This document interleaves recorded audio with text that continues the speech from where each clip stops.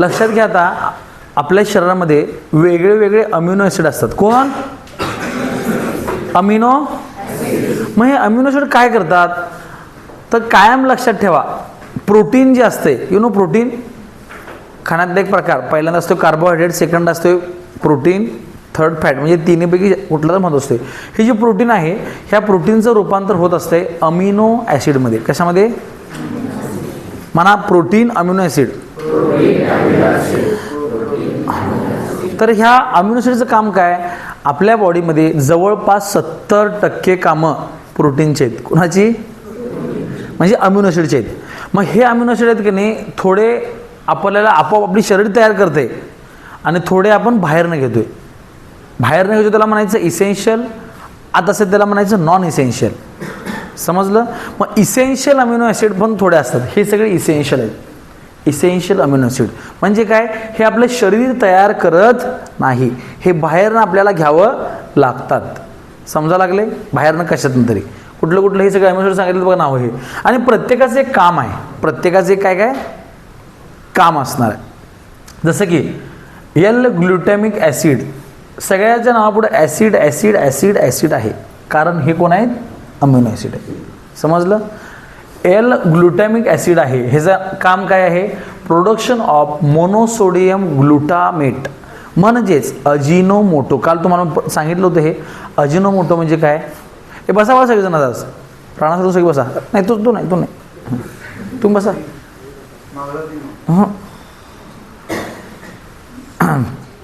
तुझ्याकडनं काय आहेत माहिती आहे काय? जास्त अपेक्षा आहेत. मग पनिशमेंट कशी असणार? अपेक्षा किती आहेत? पनिशमेंट कशी? हां, हुशार आहेस तू. मला सांगितलं बरं काय, जे अजिनोमोटो आहे ह्याला आपण चायनीज मीठ असं सुद्धा म्हणतो. आपण कसं मीठ खातोय तसे ती लोक हे अजिनोमोटो खातात. तर याचं काम काय? टू एनहान्स टेस्ट वाढवायची आणि कशाची पण लाईफ वाढवायची. का दोन हे पण सांगितलं मी, मटणावर जर कुजलेल्या मटणावर जर अजिनोमोटोचं पाणी टाकलं तर मटण फ्रेश दिसते, नॉट फ्रेश होतंय, फ्रेश दिसतंय फक्त. समजलं? तर हे कसं आहे, ह्याचा वापर आपण कसं करायला तसा आहे. चांगला वापर करायचा म्हणजे चांगला पण करू शकतो, वाईट करायचं म्हणजे वाईट पण करू शकतो. तर हे मोनोसोडियम ग्लुटॅमिक कसं तयार झाले? ग्लुटॅमिक ॲसिड, ग्लुटॅमिक ॲसिड असं लक्षात ठेवायचं आपल्याला. कळलं? दुसरं कुठलं आहे? Citric acid. कुठलं आहे हे? सायट्रिक ॲसिडचं काम काय? ह्याच्यातनं आपण ड्रिंक टॉफी, टॉफी म्हणजे काय? चॉकलेट. कळलं? कॉफी, टॉफी, चॉकलेट टॉफीज प्रोडक्शनसाठी सायट्रिक ॲसिड लागणार आहे आपल्याला. कळलं? त्यानंतर ग्लुकोनिक ॲसिड लागणार आहे. कशासाठी? Production of mineral. मिनरल म्हणजे काय? आपल्या शरीरामध्ये भरपूर मिनरल्स असतात, घटक असतात.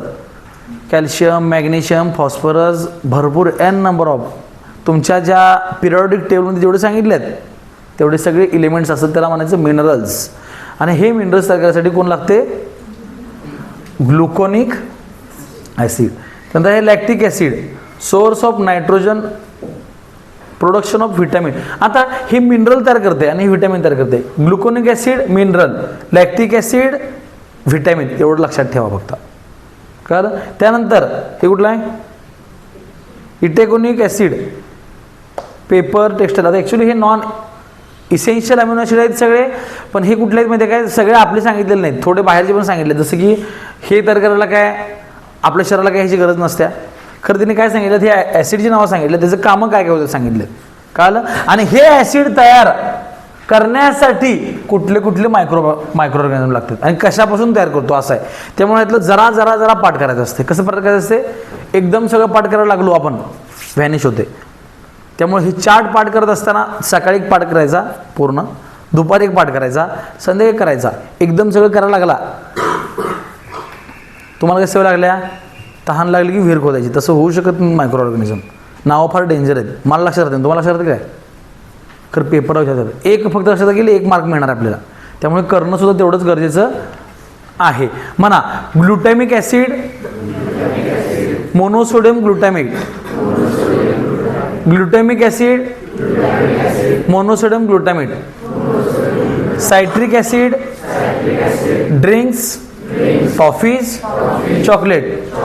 ग्लुकोनिक acid, minerals, lactic acid, vitamins, itaconic acid, plastic. एवढंच लक्षात ठेवा. म्हणा आता.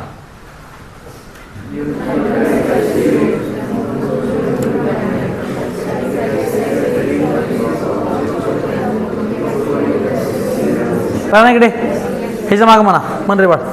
ही लई असे हे करायला कसे करायला खोळ्यासारखं पडलेत. हां म्हण की. Glutamic acid, monosodium glutamate, citric acid, drinks, toffees, chocolate, gluconic acid, minerals, lactic acid, vitamins, itaconic acid, plastic. बस समजले. हे सगळं पाठ करून घेत नाही मी तर नंतर घेऊयात. आता हे सर अमिनो ॲसिड कसे तयार होतात. मी तुम्हाला मागाशी काय म्हटलं, प्रोटीनपासून अमिनो ॲसिड तयार होत असतात. पण हे आपण काय केलं, आर्टिफिशियल तयार करणार आहोत बाहेर. मग हे कोणापासून तयार होतात, कशापासून तयार होतात, त्याला आपण नाव दिलं की सोर्स. कारण जसं की साखर किंवा बीट किंवा मळी ह्याच्यापासून आपण काय करतो, ग्लुटॅमिक ॲसिड तयार करतो. काय काय म्हणा. Sugar, beet, molasses, glutamic acid. हां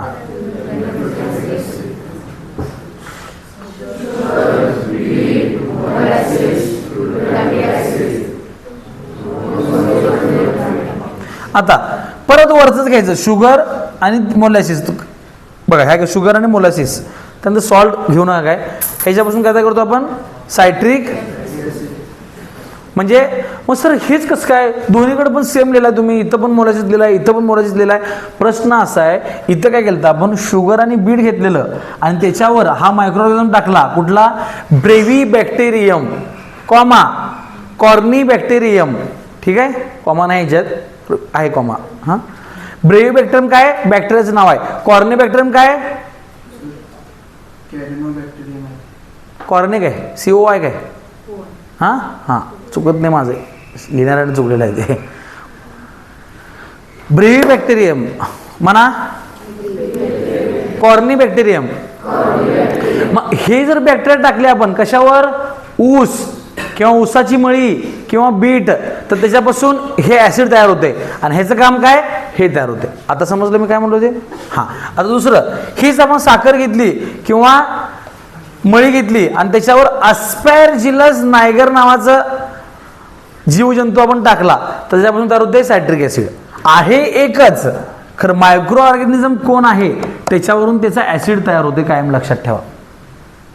समजलं. मग हे ॲस्पॅरजिलस नायट्रस हे केलं, सायट्रिक ॲसिड तयार होणार आहे. त्यानंतर काय, ग्लुकोज, कॉर्न म्हणजे काय, हां कॉर्न स्टीप किंवा लिक्वर. ग्लुकोज म्हणजे काय, साखरेचा एक प्रकार आहे.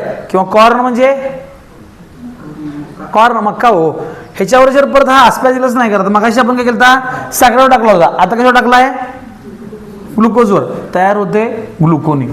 म्हणजे कायम लक्षात घ्या, मायक्रो ऑर्गॅनिझम कुठला आहे आणि सोर्स कुठला आहे त्यानुसार अमिनो ॲसिड चेंज होत राहतोय आणि त्याचं काम आहे ते पलीकडे. पेपर त्यातलं काय पडते का, पूर्ण चार्टच पडतोय, मधलं मध्ये टाक सांगितलं नसते काय. हे पूर्ण चार्ट पाठ करायचं, मग कुठलं मधले एक दोन तुम्हाला पेपरात देत नाहीत ते आपल्याला लक्षात राहायला पाहिजे.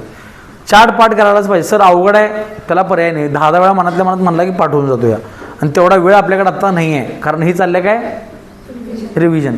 शिकवताना तुम्ही काय केलं मलाच कळणार. आता मोलॅसेस, कॉर्न स्टीप ह्याच्यावर लॅक्टोबॅसिलस डेब्रुकी. कळलं. हे जर आपण वापरलं लॅक्टोबॅसिलस, आतापर्यंत झालं तुम्हाला किती झाल्यात, लॅक्टोबॅसिलस, लॅक्टिस, लॅक्टोबॅसिलस. 2 वर कुठलं होतं, क्रिमोरिस. Very good. 3rd कुठलं होतं, ब्रेव्हिस.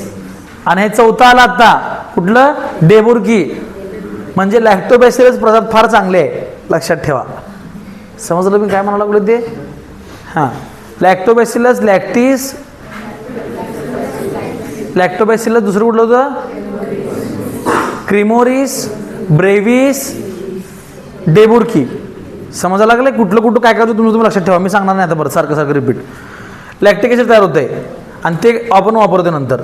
त्यानंतर मोलॅसिस कॉर्न स्ट्रिप, म्हणजे बघा इथं मोलॅसिस कॉर्न स्ट्रिप आहे, इथं पण मोलॅसिस कॉर्न स्ट्रिप आहे आणि इथं पण कॉर्न स्ट्रिप आहे. 3 ठिकाणी कॉर्न स्ट्रिप आहे आणि बाकी ठिकाणी शुगर आणि मोलॅसिस आहे. म्हणजे जास्त कोण महत्वाचं एवढ्या सगळ्यामध्ये? शुगर, मोलॅसिस, कॉर्न स्ट्रिप हे सारखं सारखं विचारलं जाते. कळलं? त्याच्यापासून काय होते? ॲस्पॅरजिलस, परत काय? इटॅकोनस. ॲस्पॅरजिलस नायगर होतं, इथं कोण आलं आता? इटॅकोनस. इटॅकोनस, इटॅकोनिक. समजलं मी काय म्हणालो ते? असं जरा जरा लक्षात ठेवलं तरच हे होऊन जाणार. आणि हे कशासाठी वापरलं जाते? प्लास्टिक तयार करायसाठी, प्लास्टिक इंडस्ट्रीमध्ये. ठीक आहे, पेपर तयार करण्यासाठी. कळलं? इटॅकोनिक ॲसिड लागतं याचं. विदाऊट इटॅकोनिक ॲसिड असलं आपल्या फरशा तयार होत नाहीत. कळलं? मग ह्या फरशा तयार करायसाठी, प्लास्टिक तयार करायसाठी काय वाटेल ते, जिथं जिथं प्लास्टिक आहे तिथं कोण लागतोय? इटॅकोनिक ॲसिड. मग ह्यो कशापासून तयार होतोय? मोलॅसिस आणि कॉर्न स्टेपपासून. समजलं जरा जरा थोडं तरी 10-20% तरी. ह्यातलं काय एवढं लक्षात ठेवा, पहिल्यांदा सोर्स आहे, ह्या सोर्सवर आपण हा मायक्रो ऑर्गॅनिझम ओतणार आणि मग तयार होणार अमिनो ॲसिड आणि ह्या अमिनो ॲसिडचा यूज आपण इथं करणार. आता समजलं? कारण हेच लक्षात नाही काय चाललंय ते पण लक्षात ठेवा, आपोआप पाठ होऊन जाईल. समजते? हा चार्ट पाठ करणं आपल्याला 100% कंपल्सरी आहे बघा. परत मी पाठ करून घेणार पण नाही. आता सेकंड थिंग, आता आणि काय सर मग चाललंय काय? आपण या धड्यात बघायला लागलोय काय? Micro organism. काय बघायला लागलोय? मग मला सांगा, हे मायक्रो ऑर्गॅनिझम आहेत म्हणून आपल्याला एवढे अमिनो ॲसिड मिळालेत. कळलं? धड्यात सगळ्यात महत्त्वाचं काय? मायक्रो ऑर्गॅनिझमची नावं पाठ करणं. एका ओळीनं सगळे मायक्रो ऑर्गॅनिझम लिहून काढा, नावं पाठ करा काय काय आहेत ती सगळी. कळलं? जसं की लॅक्टोबॅसिलस, लॅक्टिस, क्रिमोरिस, ब्रेव्हिस, हे ॲस्पॅरजिलस नायगर. म्हणजे हे पाठ केला की तुमचं डोकं तुम्हाला जग जिंकण्यासाठी लक्षात येणार. कळलं? आता सगळ्यात पहिला अभ्यास, आतापर्यंत जेवढे मायक्रो ऑर्गॅनिझम शिकवले. मग सर मायक्रो ऑर्गॅनिझम म्हणजे काय? सूक्ष्मजीव. हो, मग सूक्ष्मजीव कुठले कुठले असतात? एकतर बॅक्टेरिया असते, फंगस असतोय आणि व्हायरस असते. ह्यातला आपण व्हायरस वापरणार नाही आहे, 2 जण वापरणार, बॅक्टेरिया आणि फंगस. समजलं? त्यामुळे हे असं जर तुमच्या लक्षात राहिलं, ॲस्पॅरजिलस बाटच करायचं, ते सोडायचंच नाही त्याला. तब तक छोडेंगे नाही, जब तक तोडेंगे नाही. ठीक आहे? हां, आता हे बघा काय म्हणले, दुसरा चार्ट आहे हा. Substance obtained by microbial processing. म्हणजे काय? आता मगाशी आपण कसं सायट्रिक हे सगळं बघितलं, ॲसिड सगळे बघितलं. इथं काय? इथं ॲसिड पण असतील आणि दुसरे घटक पण असतील. कळलं? जे घटक बनवणार आहे आणि या घटकाचं काम काय? इथं कुठला, आता ह्या त्यांनी काय दिलं नाही, कुठला मायक्रो ऑर्गॅनिझम वापरायचा ते दिलेलं नाही आहे. इथं काय सांगितलं? फक्त काय तयार झाले मायक्रोब्स वापरून आणि कशासाठी आपण वापरणार आहे. जसं की बघा, citric acid, malic acid, lactic acid आपण वापरणार आहे. कशासाठी? To impart the acidity. एखाद्या पदार्थामध्ये आपल्याला ॲसिड तयार करायचं, ॲसिडिटी वाढवायची त्याची, तर आपण कुठले कुठले ॲसिड वापरणार? Citric, malic, lactic. समजलं? आता बघा, प्रोटीन बाइंडिंग, प्रोटीनला एकत्र जोडून ठेवायचं काम कोण करते? तर ग्लुटॅमिक ॲसिड, लायसिन, ट्रिप्टोफॅन नावाचे पदार्थ आहेत. हे काय करतात? प्रोटीनला बाइंड करून ठेवायचं काम करतात. मायक्रोबियल रेजिस्टर, नायसिन आणि नाटामायसिन. मायक्रोबियल रेजिस्टर म्हणजे काय? हे तयार कोणापासून झालेत? नायसिन आणि नाटामायसिन मायक्रो ऑर्गॅनिझम पासून तयार केलेत. कुठल्या ते सांगितलेलं नाही, ते लक्षात ठेवायची गरज नाही आहे. इथं फक्त सांगितले की तयार झालेले घटक आहेत. आणि ह्याचा वापर करून आपण काय करतो? आपल्या शरीरामध्ये जंतू जाऊ नये दुसरे म्हणून आपण काम करतो. म्हणजे मायक्रोबची एंट्री दुसरीकडे येऊ देत नाही आपल्या शरीरामध्ये. कळलं? म्हणजे तुम्ही आजारी पडून म्हणून काम करते. कोण कोण? नायसिन, नाटामायसिन. समजा लागले? हे पाठच करायला लागते, ह्याला दुसरा पर्याय नाही, मी फक्त तुम्हाला एक्सप्लेन करतोय.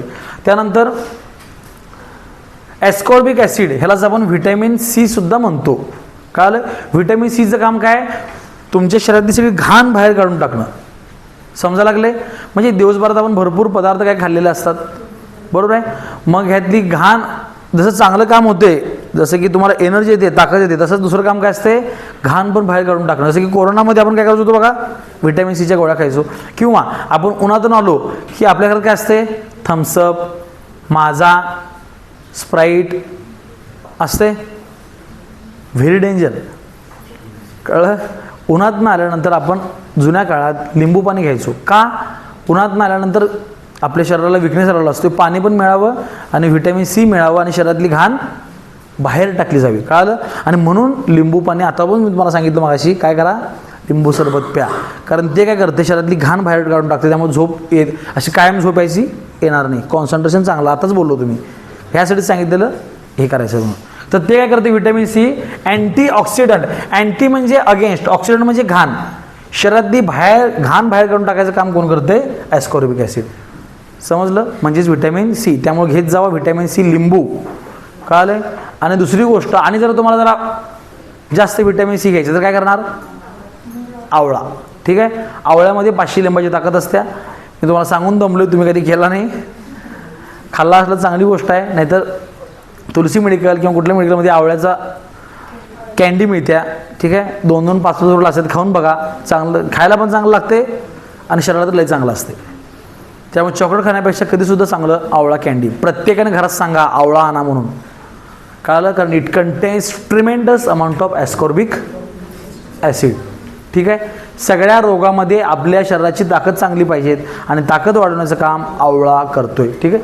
Beta carotene. बीटा कॅरोटीन काय असते हे? बीटा कॅरोटीन व्हिटॅमिन ए आहे हे. कळलं. लायकोपेन, झॅन्थोसिन, ल्युसिन हे काय आहेत? Edible colour. पहिली गोष्ट हे व्हिटॅमिन डोळ्याच्या ह्याच्यासाठी पण चांगलं असते. आणि दुसरी गोष्ट काय, याचं काम काय? इडेबल कलर आहेत. तुम्ही जे बाजारात आपण कलर खातो की नाही, आता काल आपण जिलेबी खायला सगळ्यांनी, जिलेबीचा कलर कुठला होता? किंवा पिवळा. कोण दिला मग तो कलर? तर ते द्यायचं काम काय, जे कलर टाकला होता का नाही, तो कलर इडेबल असला पाहिजे. इडेबल म्हणजे खाण्यायोग्य. कळलं. हा तयार कुठनं केलता? ह्याच्यापासून तयार केलता. बीटा कॅरोटीन, लायकोपेन आणि XYZ. समजते. लक्षात ठेवा. इमल्सिफायर, पॉलिसॅकॅराइड आणि ग्लायकोलिपिड. इमल्सिफायर म्हणजे काय हो? काल तुम्हाला मी प्रश्न विचारला होता काहीतरी, घरातून बघा म्हणलो होतो. कोका बघितलं कोण? Very good. कोका पावडरपासून चॉकलेट तयार होते. कळलं. कॅडबरी तयार होते. चॉकलेट बनण्यापेक्षा काय होतं? कॅडबरी. कळलं. आजचा अभ्यास आहे तुमचा इमल्सिफायर म्हणजे काय हे मला पाहिजे. ईश्वरी नक्की रिव्हिजनच चाललं ना, का शिकवणं व्हायला आपलं? तुम्ही काय सांगच नाही, येते तर म्हणताय, खरं सांगतच नाही. काय समजलेलं म्हणलं त्यांनी सांगा झालं. हां विरंजे, व्हॉट इज इमल्सिफायर? सृष्टी खराडे आले काय? आलं नाही सृष्टी? हां. का इमल्सिफायर म्हणजे काय? इमल्सिफायर माहिती आहे? बघा जरा घरातून आता. ठीक आहे. इसेन्स म्हणजे वास. आता फॉर एक्झाम्पल आपण हे केलं असतं की व्हॅनिला आईस्क्रीम किंवा बटरस्कॉच आईस्क्रीम, ह्या प्रत्येकामध्ये त्यांना बटरस्कॉच टाकणं परवडत नाही. बटरस्कॉच खायला गेल्यावर एवढं महाग आहे. मग काय करणार? त्यांनी बटरस्कॉच सारखा तुम्हाला वास देणार. कळलं. चवसुद्धा नाही, फक्त स्मेल. आणि त्याला म्हणायचं इसेन्स. मग हे आर्टिफिशियल इसेन्स आहे. बऱ्याच तुम्ही बघता बघा, आपण इंस्टाग्राम, फेसबुक बघत असताना का नाही, हे असते बघा, सेंट असतात वेगळे वेगळे. तर ते माणसं सेंट तयार करतात. हे 2-4 मिक्स करतात आणि कुठला पाहिजे तुम्हाला हा फ्लेवर घ्या. बघितला तुम्ही? बघितलं असतं तर तसं सेम हे इसेन्स पण असे तयार केले जातात. कळले.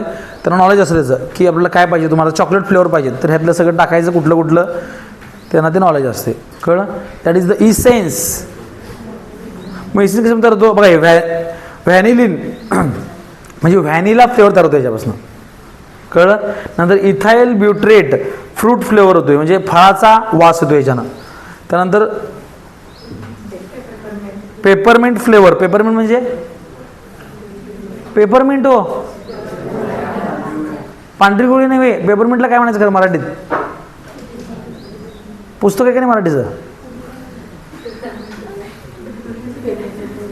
त्या गोळ्या खाल्ल्या का सगळ्यांनी? संत्र्याची गोळी आणि पेपरमिंटची गोळी गावानं खाल्लेल्या असत्या, ती इथून तयार होते बघा. हां. Essence of fruit.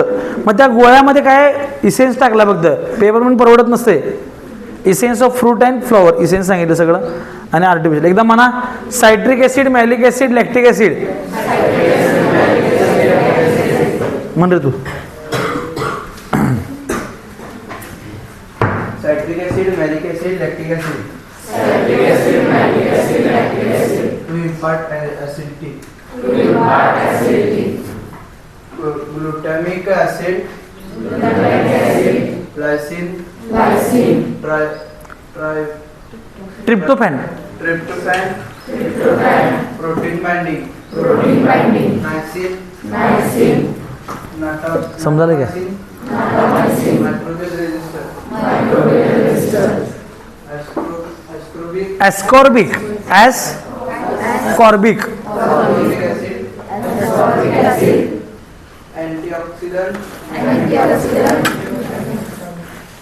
Beta. खाली निवांत बस. हां माणसारखं बस. Lysopene. हे नाही थांब काय तर चुकलंय. लायकोपेन आहे बाळा.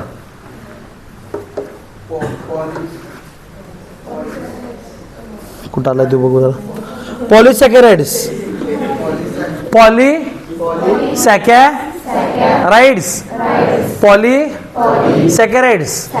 पॉलिसॅकॅराइड्स. हां. इमल्सिफायर. हां पुढं. Ethyl.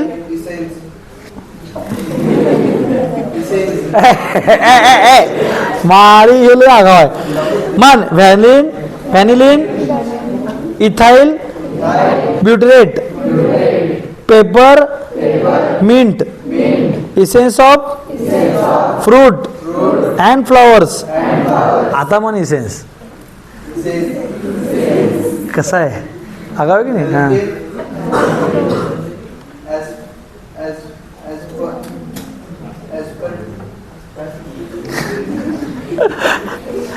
as per time. Artificial sweetener, low calorie. हां थांबा लास्ट एक सांगायचं राहिलं. आर्टिफिशियल स्वीटनर म्हणजे काय. आता आपण आईस्क्रीम तयार करायला. काय करायलोय. मग आईस्क्रीममध्ये साखर भरपूर टाकायला लागत्या. काय करायला लागत्या. मग आईस्क्रीम करायचे 2 किलो, साखर टाकायची किती 4 किलो. थोडक्यात मी उदाहरण सांगाल तुम्हाला. मग हे एवढी साखर कुठून आणायची. त्यापेक्षा हे जर आर्टिफिशियल स्वीटनर असले फक्त एवढं टाकायचं. किती त्याचं गोडपणा किती असतो म्हणजे काय 100 पट असतोय. म्हणजे 100 किलो साखर वापरल्यावर जेवढं स्वीटनेस येणार आहे तेवढं 1 किलो फक्त झायटॉल आणि हे ॲस्पार्टम वापरल्यानंतर येतोय. हॅलो. ओके हां. मग हुडक आता घड्याळ आहे काय. हां मी काय म्हणलो कळलं. जसं की नाही तुम्ही आईस्क्रीम खायला लागलाय. आईस्क्रीम खात असताना शेवटाला का नाही कडू लागते बघा. ते लागले कधी कोणाला. आईस्क्रीम खात असताना बऱ्याच वेळी शेवटी कडू लागते. का कडू लागते तर त्याच्यामध्ये हे आर्टिफिशियल स्वीटनर असतात. मग गोड प्रमाणापेक्षा गोड झालं कडू लागायला चालू होत असते. कळलं मी काय म्हणायला लागलोय. ते प्रॉपर डिझॉल्व झालेलं नसते. बऱ्याच वेळी होते असं. तुम्ही आईस्क्रीम खाताना बघा. जर ते प्रॉपर डिझॉल्व झालं असलं तर काय कडू लागत नाही. पण मोस्ट ऑफ द टाइम 100 पैकी 50 वेळा तुम्हाला ते आईस्क्रीम कडू लागते. एका सर्टन पॉईंट कडू लागायला चालू होते. आपल्यालाच कळत नाही माझं तोंड कडू पडले काय व्हायले. तर ते कशामुळे असते. हे आर्टिफिशियल स्वीटनर असतात आईस्क्रीममध्ये. 99.99% आईस्क्रीममध्ये आर्टिफिशियल स्वीटनरच असतात. आणि दॅट्स वाय रिझन डॉक्टरकडे शुगरच्या पेशंटला हे खावा म्हणतात. का कारण ह्याच्यानं साखर वाढत नाही. कारण हे कसे आहेत आर्टिफिशियल स्वीटनर. समजलं. तुम्ही गारेगर खाताय ते आधी मिळायचे आता मिळत मला माहित नाही. ते बर्फासारखं दिसते बघा. ते त्याच्यामध्ये पण काय साखर नसते. त्याच्यामध्ये काय असते आर्टिफिशियल स्वीटनर. म्हणजे कोण असतात झायलोटिल. कुठलं टील झायलोटिल आणि अस्पार्टॅम. हे माहित पाहिजे आपल्याला काय चाललंय ते. कळलं. नाव अवघड आहेत खरं पाठ करावं लागतील. व्हिडिओ पॉज करा पुसून घे बाळा. एन्झाईम म्हणजे काय असते हो बायोलॉजिकल कॅटलिस्ट असते. सर म्हणजे व्हॉट इज कॅटलिस्ट.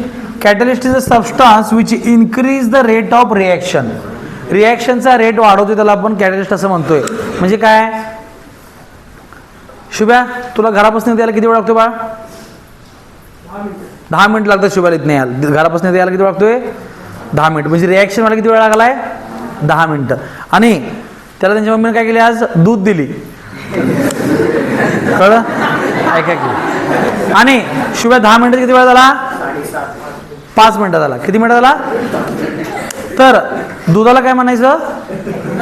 दुधाला काय म्हणायचं? समजलं मी काय म्हणायला लागलो ते? हां. आता काय कोळे घरात न्यायला किती वेळ लागतोय? 10 मिनिट लागतात. आणि त्याला फक्त माझा फोन आला, कुठं आहेस? तो लगेच येतोय पळत. बरोबर आहे? किंवा हां चिन्मयच घेऊयात आपण. चिन्मयला सकाळी उठलं किती वेळ लागतोय? सकाळी तो 8ला उठत होता. माझा फोन जायला लागला, उठायला लागला 5 वाजता. मी कोण झालो? समजलं? The substance which increase the rate of reaction. ती प्रक्रिया घडणारच होती. काय होणार होती? घडणार होती. खरं त्या सबस्टन्समुळे काय झाली? फास्ट झाली. त्याला काय म्हणायचं? कॅटलिस्ट. आणि हे कॅटलिस्ट जर बायोलॉजिकल असतील म्हणजे लिव्हिंग ऑर्गॅनिझम असेल त्याला काय म्हणायचं? Enzyme is nothing but biological catalyst. कायम लक्षात ठेवा. कळलं? मग हे कॅटलिस्ट काय असतात? मायक्रोबियल एन्झाईम त्यांनी सांगितले बघा. आता काय हे जरा पुस्तकाला येडे आहेत. काय आहेत? का त्यांनी काय सांगितले माहिती काय? मायक्रोबियल एन्झाईम असं सांगितले. Enzymes are always microbial. मी आताच सांगितलं ना तुम्हाला. हे काय आहेत? संपला की विषय. असं काय सांगायची गरज आहे? मुलींची कन्याशाळा. कन्याशाळा ऑलवेज मुलींचीच. गाईचं गोमूत्र म्हणायचं नसते, कारण गोमूत्र ऑलवेज गाईचंच आहे ना. गोमूत्र म्हणजे काय? गाईचं. हे समजलं? तसं मुलींची नावच आहे कन्याशाळा. ती कशी असेल? पुरुषांची. आणि म्हणतोय आपण कुठं आहेस तू? आरपी माने मुलींच्या कन्याशाळेत. अरे आरपी माने कन्याशाळाच आहे, तिथं कोण पुरुष येणार नाही किंवा तिथं कोण येणार नाही. समजते ना? तसं एन्झाईम सांगितलं त्यांनी.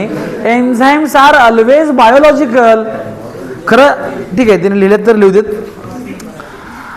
मग सुरुवातीच्या काळात काय करायचे? Nowadays instead of chemical catalyser. आधी हे कॅटलिस्ट वापरायचे की नाही? इकडे बघा, कॅटलिस्ट वापरायचे, वेगवेगळे पदार्थ वापरायचे. म्हणजे कॅटलिस्टचं काम काय? Increase the rate of reaction हेच होतं.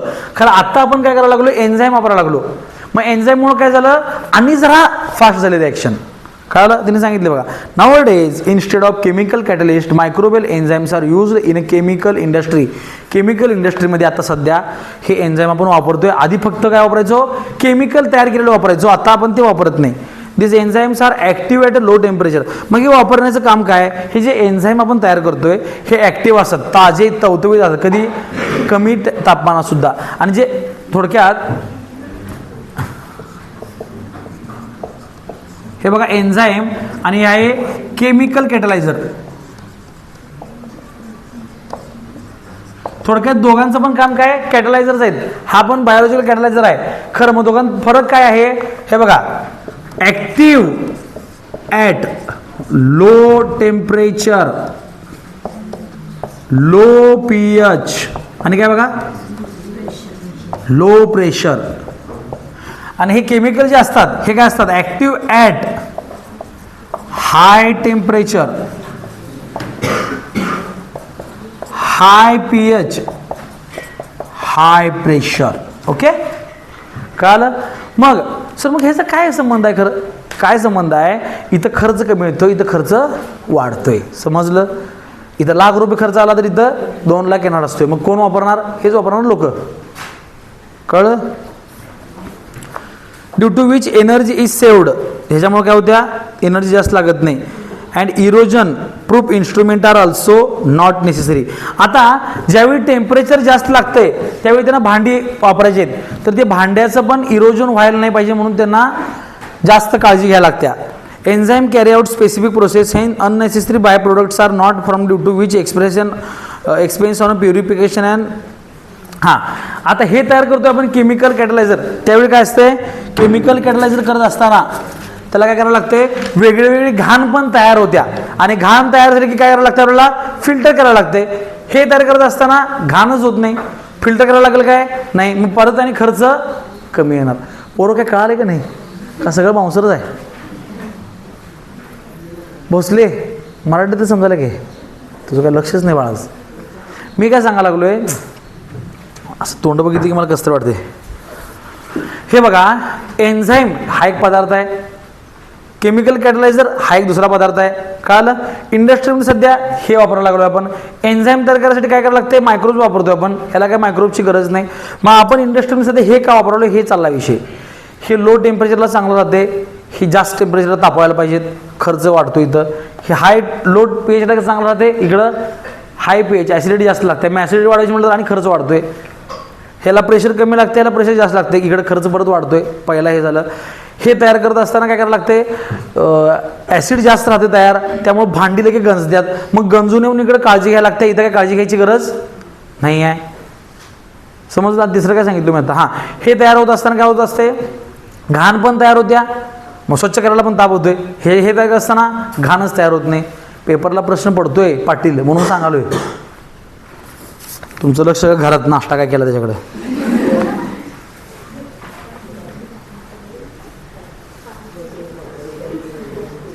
हां, आणि ह्यामुळं काय आहेत, हे एन्झाईम इको फ्रेंडली आहेत. समजलं. काय इको फ्रेंडली आहेत, खर्च वाचला ना. लो टेम्परेचरला पण चालतंय, लो प्रेशरला पण चालतंय, लो पीएचला पण चालतंय, गंजत नाही, घाण तयार होत नाही. चांगली गोष्ट आहे. ही 4-5 वर्ष लक्षात ठेवायचं आपल्याला. कळलं. आणि ह्यामुळे पर्यावरणाचं रक्षण चांगलं होते. मग सर कुठले कुठले एन्झाईम असतात, एन्झाईमची नावं सांगतो तुम्हाला मी आता.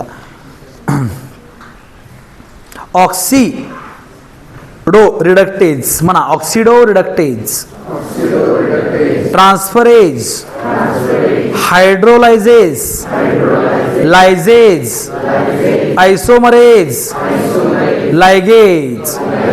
समजलं. ही एन्झाईमची नाव आहेत.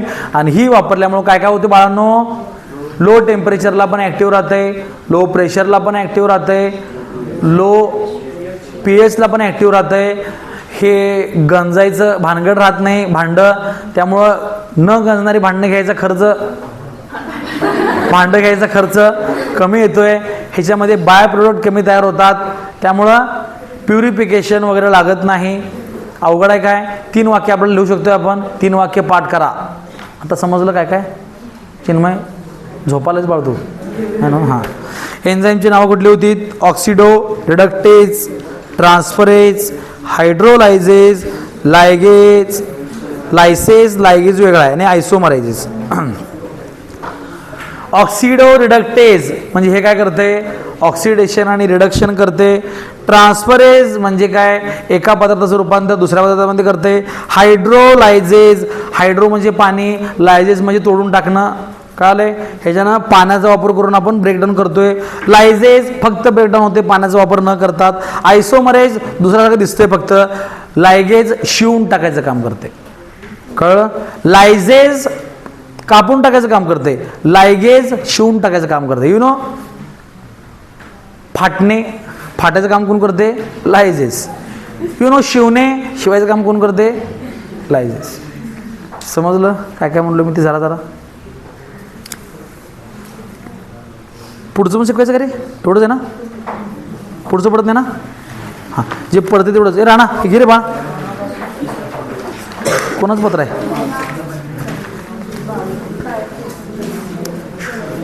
झालं चॅप्टर सगळं हे झालं काय राहिले काय पायो. ए पेज नंबर 82 काढा आता. बायोफ्युएल, बायो म्हणजे लिव्हिंग ऑर्गॅनिझम, फ्युएल म्हणजे इंधन. पोचले पुढे या, पुढे बसा, समोरच्या मागे बसा. राणा समजायला ना बा, का लई बोर व्हायले नाही ना.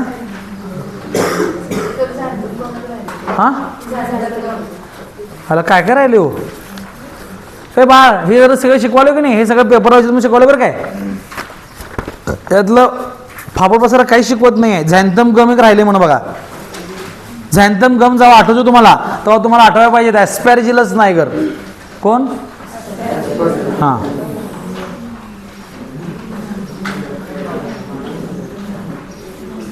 असला काही संबंध नाही. आता सांगतो बा, ए जरा लक्ष द्या 2 मिनिटं. हे मागची सगळी पुढे या.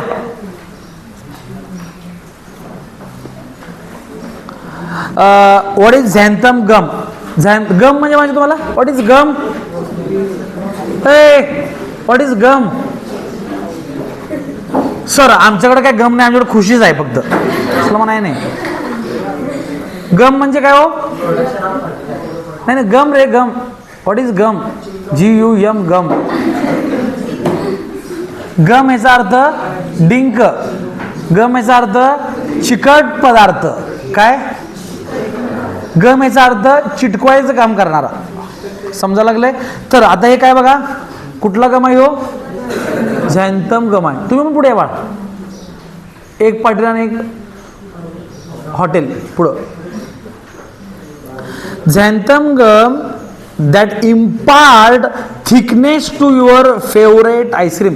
आता मला सांगा, आईस्क्रीम पातळ असते, लाईट गेली की म्हणजे तुम्ही आता उगा वाटेत काढून घेतलं आईस्क्रीम आणि एकदम पातळ झाले, खाणार तुम्ही?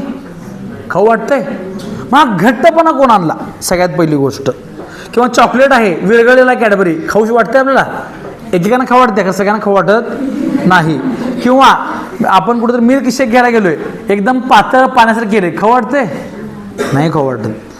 तर सूप असतात वेगवेगळे, आपण सूप पितो बघा, north tomato soup, mix veg soup किंवा कुठलं कुठलं.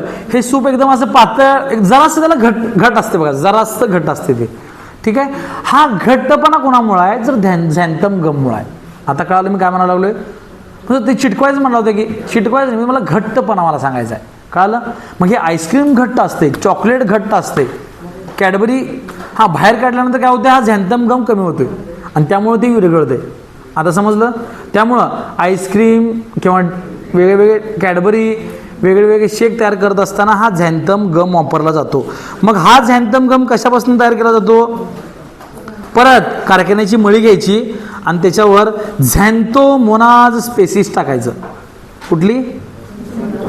नावच आहे झॅन्थम गम, झॅन्थोमोनाज. कळालं? म्हणा, झॅन्थम गम, झॅन्थोमोनाज.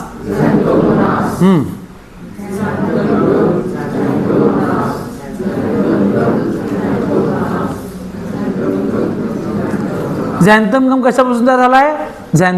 झॅन्थोमोनाजपासून. हा काय करतोय? थिकनेस देतोय. थिकनेस म्हणजे काय? जाडी देतोय. कशाला देतोय? Ice cream, chocolate, different types of shakes. ठीक आहे. मग हे झॅन्थम गमचं काय कॅरेक्टरिस्टिक्स आहे? It is variously useful in properties like solubility in hot and cold water. हे थंड पाण्यात पण विरघळते, गरम पाण्यात पण विरघळते. चॉकलेट करत असताना इकडे बघा, जरा लक्ष द्या. चॉकलेट करत असताना चॉकलेटला एकदम गरम केलं जाते आणि मग त्याला घट्ट करायचे, तेव्हा पण हा झॅन्थम गम वापरला जातोय. आईस्क्रीम करत असताना एकदम थंड पाहिजेत, तेव्हा पण झॅन्थम गम वापरतोय. म्हणजे ही जी प्रॉपर्टी आहे हा कुठं पण जगू शकतोय. कळालं? आणि त्यामुळं हे कोण बोलालं एवढं? कोणाला मस्ती आहे? झॅन्थम गम वापरतात कारण हे काय करते? थंड आणि गरम पाण्यामध्ये सुद्धा विरघळायची ह्याच्यामध्ये प्रॉपर्टी असते. It is used for production of pigment, colour हे करायचं. मग हे आणि कुठे वापरतात? आईस्क्रीम सोडून. तर पिगमेंट म्हणजे कलर तयार करायसाठी, फर्टिलायझर म्हणजे खतं तयार करायसाठी वापरतात, विडीसाइड्स म्हणजे तणनाशक तयार करायसाठी वापरतात, टेक्स्टाईल पिगमेंट म्हणजे काय? हे बघा, हे आपलं काय फरशी आहे, ह्या फरशीला कलर द्यायसाठी पण आपण ह्याचा वापर करू शकतो. टूथपेस्ट, आपलं टूथपेस्ट पातळ असते पातळ, घट्ट असते. कशामुळे असते? झॅन्थम गम. हाय क्वालिटी पेपर, जिथं जिथं घट्टपणा आणायचा आहे. फरशी पातळ असते काय? घट्ट असते ना. हां. त्या फर्टिलायझर पातळ असते काय? खत घट्ट असते. तर जिथं जिथं घट्टपणा आला तिथे तिथं कोण आलं? झॅन्थम गम, विच इज प्रिपेअर्ड फ्रॉम झॅन्थोमोनाज. कळले? वाटल्यास गुगलला त्याचं टाकायचं झॅन्थोमोनाज कसं दिसते ते तुम्हाला कळते, पण ते लक्षात राहते. कळलं? कायम लक्षात ठेवा, तुम्ही चॉकलेट, आईस्क्रीम खाऊ शकला नसता, शेतामध्ये फर्टिलायझर टाकू शकला नसता, म्हणजे टाकू शकला असता का त्याला लई किचकट वस्तू झाली असती. पेपर तयार करू शकला नसता, टेक्स्टाईल तयार करू शकला नसता, जर झॅन्थम गम नसलं तर. कळलं? भारी आहे की नाही झॅन्थम? ठीक आहे. आता बघूयात 82 पान बायोफ्युएल. किती वाजले बा? हां आहे 15 मिनटात संपते. मग biofuel is important among the renewable source of the good energy. These fuels are available in a solid, liquid form. These fuels are easily available in a plenty and quantity. They are reliable fluid in nature. झालं एवढंच आहे. जे fuel आहे biofuel हे 3 प्रकार असतात. कुठलं solid पण असतंय, लिक्विड पण असतंय, गॅस पण असते. त्यानंतर काय ह्याच्यापासून आपण रिन्युएबल एनर्जी करू शकतो. रिन्युएबल एनर्जी म्हणजे काय, परत त्याचा वापर करू शकतो. पहिलं वाक्य लक्षात ठेवा रिन्युएबल एनर्जी. दुसरं लक्षात ठेवा 3 प्रकारचे असतात. सॉलिड म्हणजे काय, कोळसा आहे. लिक्विड म्हणजे काय, पेट्रोल आहे. आणि गॅस म्हणजे काय, गोबर गॅस आहे. अवघड आहे काय, त्यामुळे सोपं आहे हे. हॅलो नाही का, ठीक आहे बघतो मी. हां हां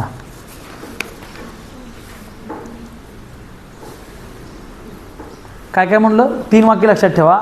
बायोफ्युएल कसे आहेत, रिन्युएबल सोर्स आहेत. बाकीचे कसे असतात, एकदा वापरले की संपून जातात. बायोफ्युएल कसे असतात, संपून जात नाहीत ते. इट कॅन्ट म्हणजे ह्याचा नियम पहिला, energy can neither be created nor be destroyed but can be transferred from one substance to another. काय म्हणायचं त्याला, कुठला पहिला लॉ, हा माहित नाही तुम्हाला, कन्झर्वेशन ऑफ एनर्जी नाही आणि कुठला तरी लॉ म्हणते त्याला, केमिस्ट्रीमध्ये पण आहे. बरं दुसरं काय, सॉलिड काय आहे, कोळसा. लिक्विड कोण आहे, पेट्रोल. गॅस कोण आहे, गोबर गॅस. दिस फ्युएल. आणि हे आपल्याला इझी अवेलेबल होतात, कमी खर्चात अवेलेबल होतात, कमी खर्चात जास्त अवेलेबल होतात. किती मार्कला प्रश्न आहे हो, 3 मार्कला 3 वाक्य लिहू शकतो का नाही आपण, काय अवघडच नाही. हे सोपं तर लक्षात ठेवायला पाहिजे हो. झालं हे, हां हे कळत. मायक्रोवेल पोल्युशन कंट्रोल नाही, बरं ठीक आहे चला पुढं. मॉडर्न लँडफिल साईट काय आहे हे, लँडफिलिंग site. degradable waste being accumulated in urban areas is used for this purpose. Large pits and dug is often spaces far away from the residential area, and those pits are lined with the plastic sheet as precaution against pollution of soil due to leaching of toxic and harmful material. Compressed waste is dumped in the pits. It is covered with the layer of soil, sawdust, leafy waste and specific biochemicals. Bioreactors are mixed in some places. Microbes are present in the soil. Other top of layer decomposes the waste completely filled. ह्यातलं काय पडते बा,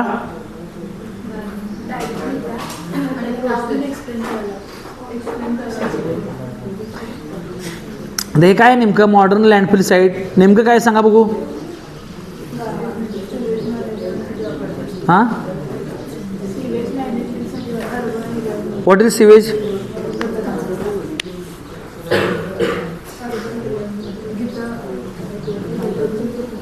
ठीक आहे. हे तुम्हाला जरा लई म्हणजे सोपं आहे फार हे खरं. या डायग्राम मला काढायचं कंटाळा, पुढचं काय पहिलं शिकूयात. हां पुढं काय नाही,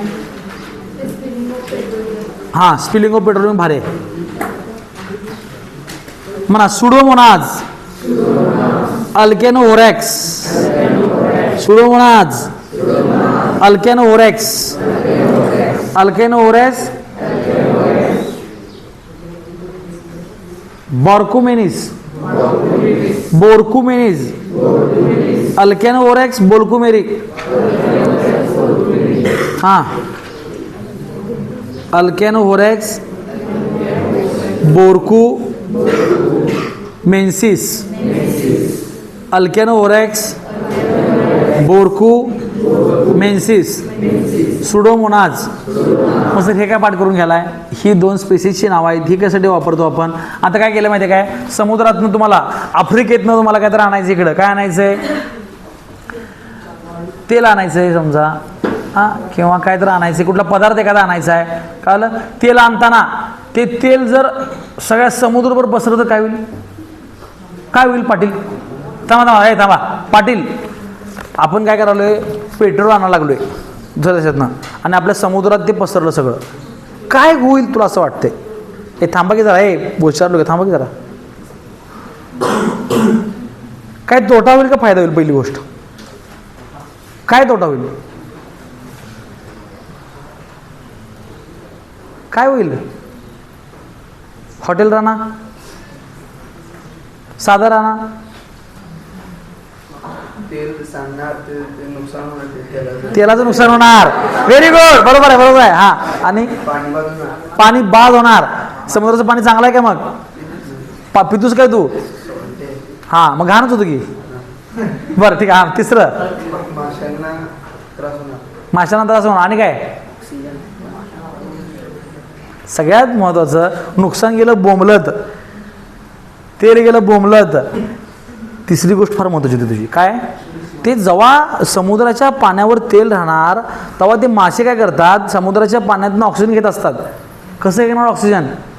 सूर्यप्रकाश येत असतात. कसं घेणार सूर्यप्रकाश? आणि सगळी माशी मरणार. फक्त मासे मरणार नाहीत, समुद्रातले सगळे जीव मरणार. समजलं मी काय सांगायला लागलो ते? हे महत्त्वाचं वाक्य आहे त्यातलं. समुद्रामध्ये तेल पसरल्यानंतर काय होणार? सागरी जीव सगळे जाणार.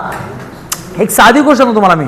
आपण शोषखड्डा काढतोय घराबाहेर, शोषखड्डा काढला की नाही आपण, त्यात आपण तेल टाकतोय बघा, किंवा रॉकेट होतोय. होत नाही कधी? बघितलं तुम्ही कोण शोषखड्डा? माहिती आहे काय? शोषखड्डाच्या वर आमच्या गल्लीत तरी टाकत होतीत. काय? उघडा जर ठेवला आपण तर त्याचं काय करणार? संडासचं पाणी. तुम्हाला माहितीच नाही बोंबलत शोषखड्डा म्हणजे काय विचारायला ते? मैला पाणी. ठीक आहे. मग त्या पाण्यावर काय करतोय आपण? जर डबरा लईच भरला असला, पाणी असलं तर रॉकेट टाकतोय. का? तर त्या खाली ज्या आळ्या असतात त्या आळ्यांना काय होतंय? ऑक्सिजन घेता येत नाही, आळ्या मरत्यात. समजलं? मग आळ्या मरल्या, डासाची अंडी पण मरत्यात. डासाचे आजार येत नाहीत. कळलं? मलेरिया नाही, डेंगू वगैरे होत नाही. मलेरिया कुठं होतोय? चांगल्या पाण्यात. डेंगू कुठं होतोय? खराब पाण्यात. समजलं? तर हे आजार पसरू नये म्हणून कधी आपण ते स्प्रे करत असतोय. तसं आता तर काय होणार? आपलं मासे पाहिजेत हो, आणि वरनं तेल टाकलं, उपयोग आहे का मग? बरं, तेल सांडलं पण कसं काढायचं मग ते? मग मॅन्युअली काढायचं म्हणलं वेगळ्या वेगळ्या टेक्निकनं पैसे लई खर्च होतात. काय होते? हां, आणि मगाशी मी तुम्हाला सांगितलं आता सुडोमोनाज किंवा दुसरं कुठलं? कळलं? सुडोमोनाज. आणि हे अल्कॅनो व्होरॅक्स जे आहे हे काय करते माहिती आहे काय? पेट्रोल खाते. मग आपण काय करायचं? हातात घ्यायचं आणि त्यावर टाकायचं त्या पाण्यावर, समुद्रात. मग समुद्रातलं सगळं तेल ते काय करते? खाऊन टाकते. समजलं? भारी आहे की नाही? हां, बायो इज ऑलवेज भारी.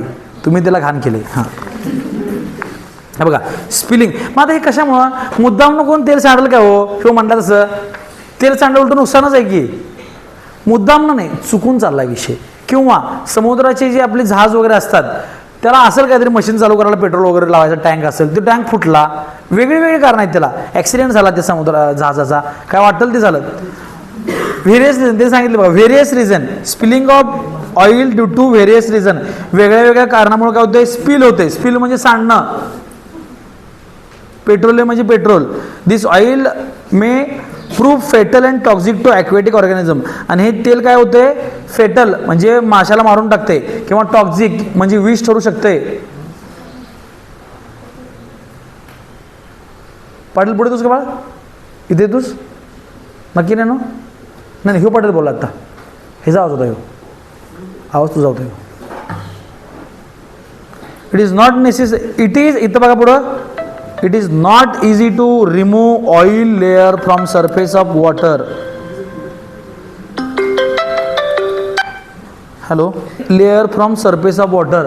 पाण्यावरून तेलाचा थर काढणं एवढी सोपी गोष्ट नाही आहे. However, bacteria like Pseudomonas and Alcanohorax Borkumensis have ability to destroy the pyrimidines and other chemical. ते मारून टाकायचं किंवा खाऊन टाकायचं काम करतात. Hence this bacteria are used to clear the oil spill. आणि ह्यावेळी आपण हे बॅक्टेरिया वापरतोय. These are called as, this bacteria is called, त्या बॅक्टेरियाला काय म्हणतो आपण? हायड्रो म्हणा,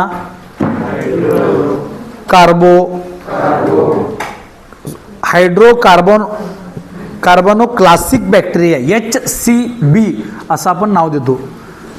कळलं? म्हणा hydrocarbonoclastic bacteria. SCB decompose hydrocarbons and bring about the reaction about. आणि ते काय करते? खाऊन टाकते सगळं. पेट्रोल आणि त्याचं रूपांतर काय करते कार्बन विथ ऑक्सिजन CO2 करून टाकते ते सगळं. थोडक्यात ते खाऊन ती पाणी तयार करते. चांगलीच गोष्ट आहे. परत काय आलं म्हणजे पेट्रोलचं रूपांतर कशात होते पाण्यामध्ये. चांगली गोष्ट आहे, काय अडचण नाही. हे दुष्परिणाम काय काय नाही, खर्च काय आहे काय नाही.